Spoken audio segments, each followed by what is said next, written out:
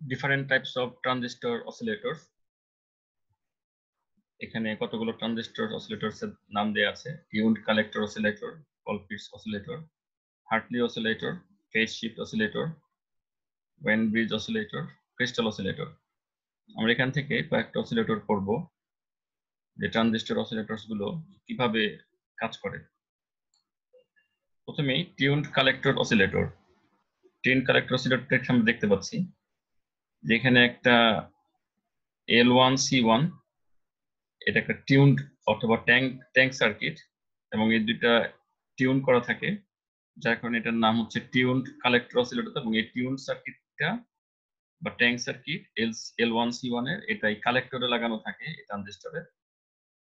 এবং এখানে যে ফ্রিকোয়েন্সি জেনারেট হয় সেই ফ্রিকোয়েন্সি F ইকুয়ালস টু হচ্ছে, আমরা এখানে ইকুয়েশন দেখতে পাচ্ছি, ইকুয়েশন নাম্বার 1/2 L1C1, L1 এবং C1। এবং L1 এর সাথে L2 এখানে আরেকটা ইন্ডাক্টর, L1 একটি কয়েল অথবা ইন্ডাক্টর, L1C1 মিলে একটা ট্যাঙ্ক সার্কিট, আর L1 এর সাথে আরেকটা ইন্ডাক্টর L2, এটা ম্যাগনেটিক্যালি কাপলড ম্যাগনেটিক্যালি, অর্থাৎ এখানে যে ভোল্টেজটা ইনডিউসড হয় সেটা এটার চারপাশে যে ম্যাগনেটিক ফিল্ড তৈরি হয় সেটা এটাকে কাট করে L2 কে, এবং এখানে একটা এসি ভোল্টেজ তৈরি হয়।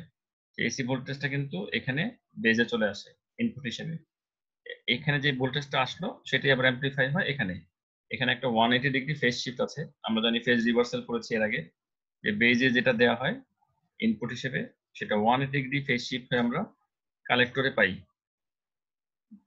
তাহলে এটা কাজ করে কিভাবে সেটা যদি আমরা এখন দেখি, যে এখানে ডিটেল দেয়া আছে এটা কাজ করে কিভাবে। আমরা যখন এই সুইচটা অন করি তখন এই ক্যাপাসিটরটা ফুললি চার্জড হয়, এবং এই ক্যাপাসিটরটা ডিসচার্জ হয় থ্রু L1 এর মধ্য দিয়ে। এবং যখন এটা L1 এর মধ্য দিয়ে ডিসচার্জ হয় তখন L1 এর মধ্যে যে ভোল্টেজ ডেভেলপ হয় সেটার ম্যাগনেটিক ফিল্ড, এটা চারপাশে ম্যাগনেটিক ফিল্ড ডেভেলপ হয় ভোল্টেজের কারণে, সেটা কাট করে L2 কে, এবং L2 তে একটা ভোল্টেজ ডেভেলপ হয়, সেটা এখান দিয়ে বেজে চলে আসে। এবং L1 এবং L2 এই যে ভোল্টেজের শিফট হয়, L1 এর ভোল্টেজটা L2 তে আসে, এখানে 180 ডিগ্রি ফেজ শিফট হয়। আরেকবার খেয়াল করি আমরা, যে L1 এবং L2 তে যে ভোল্টেজ শিফট হয় সেটার মধ্যে 180 ডিগ্রি ফেজ শিফট হয়। L1 এ যে ভোল্টেজটা পাওয়া যায় আর L2 তে যেটা আউটপুট পাওয়া যায়, এখানে 180 ডিগ্রি ফেজ শিফট আছে এখানে। এবং L2 এর ভোল্টেজটা যখন বেজে চলে আসে, এই ভোল্টেজটা যখন আবার কালেক্টরে পাওয়া যায়, এখানে আবার একটা 180 ডিগ্রি ফেজ শিফট পাওয়া যায়। তাহলে একটা ভোল্টেজ এখান থেকে এখানে 180 ডিগ্রি ফেজ শিফট হলো, এটা এখানে এসে আবার এখানে ম্যাগনিফাই হয়ে 180 ডিগ্রি ফেজ শিফট হলো, তাহলে টোটাল 360 ডিগ্রি ফেজ শিফট বা 0 ডিগ্রি ফেজ শিফট, কোনো ফেজ শিফট আসলে হয়নি। এই যে আউটপুটের একটা অংশ ঘুরে আসে, এটা হচ্ছে আউটপুট সার্কিট।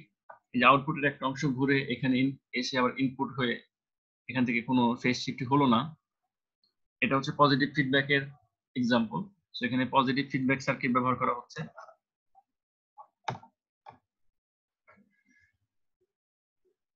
ট্যাঙ্ক সার্কিট দিয়ে ইন্ডাক্টর L1 L2 ইনপুট, এখানে আউটপুট।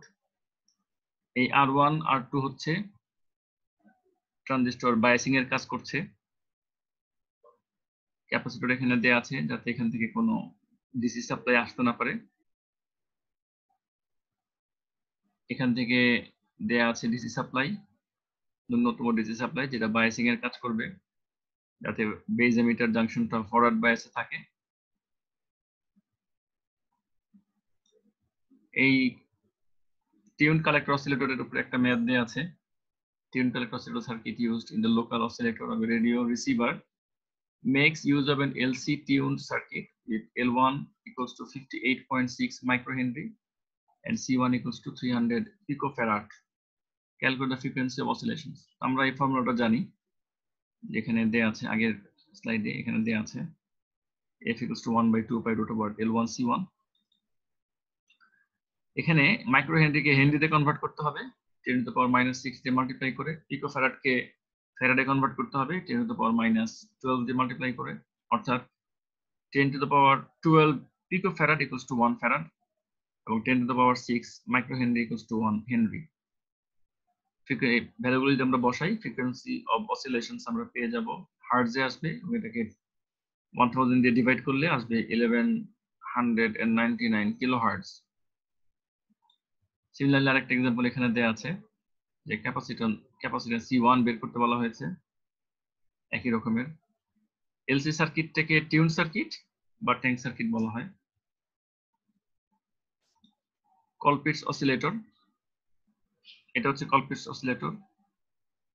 এখানে এটা হচ্ছে সেই ট্যাঙ্ক সার্কিটের কাজটা করে। Tank circuit is made of C1, C2 এবং L।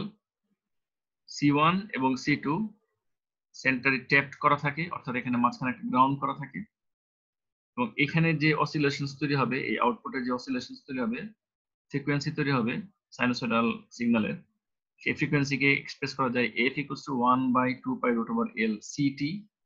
CT হচ্ছে দুইটা সিরিজে লাগানো যে ক্যাপাসিটর, তাদের combined total capacitance CT = C1 C2 divided by C1 plus C2। এখানে ইকুয়েশন 1 এর মধ্যে দেখানো হচ্ছে যে ফ্রিকোয়েন্সি অফ অসিলেশনস আমরা কিভাবে বের করতে পারি। এটার ডিটেল অপারেশন যদি আমরা একটু চিন্তা করি, যে প্রথমে এই ক্যাপাসিটর দুইটা চার্জড হয়, ক্যাপাসিটর দুইটা যখন চার্জড হয় প্রাথমিক অবস্থায়, তারপরে ক্যাপাসিটর দুইটা ডিসচার্জ হওয়া শুরু করে। আমরা এখানে শুধু ক্যাপাসিটর সার্কিটটা দেখাচ্ছি। ক্যাপাসিটরের একটা হচ্ছে ভোল্টেজ ডেভেলপ হয় এবং ক্যাপাসিটর একটা হচ্ছে যে ভোল্টেজ ডেভেলপ হয়, এই ভোল্টেজ দুইটা 180 ডিগ্রি ফেজ শিফটে থাকে একটার সাথে আরেকটা। C1 এর অ্যাক্রসে আউটপুট ভোল্টেজ ডেভেলপ হয় এবং C2 হচ্ছে ফিডব্যাক ভোল্টেজ। আমরা এখানে দেখি এটা C1, এখান থেকে আউটপুট ভোল্টেজ, এখানে হচ্ছে আউটপুট ভোল্টেজ। C2 তে যে ভোল্টেজটা ডেভেলপ হয়, এই ভোল্টেজটা এখান দিয়ে এখানে চলে আসে বেজে। তো এখান থেকে যেহেতু এটা এখানে বেজে চলে আসে, এজন্য এটাকে বলা হয় ফিডব্যাক ভোল্টেজ নাম দেওয়া হয়।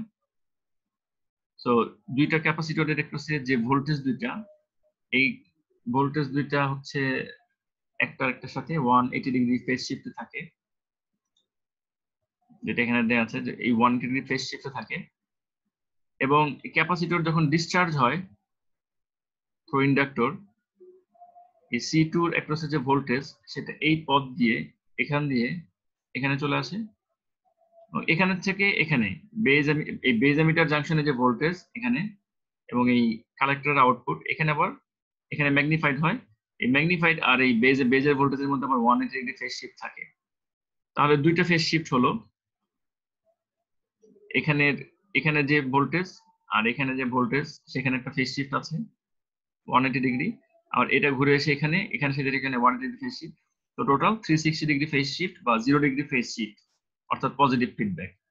সো আউটপুটের একটা ফ্র্যাকশন কিন্তু ঘুরে এখানে আসছে। সো ফিডব্যাক নেটওয়ার্ক আমরা এভাবে পাচ্ছি। ফ্রিকোয়েন্সি অফ অসিলেশনস এখানে বের করা যায়। এখানে কিন্তু ডিটেইল দেয়া আছে এটার যে ওয়ার্কিং প্রসিডিউর। ফিডব্যাক ফ্র্যাকশনটা হচ্ছে MV। ফিডব্যাক ফ্র্যাকশন আমরা সবসময় জানি VF divided by V out, সবসময় feedback voltage divided by output voltage.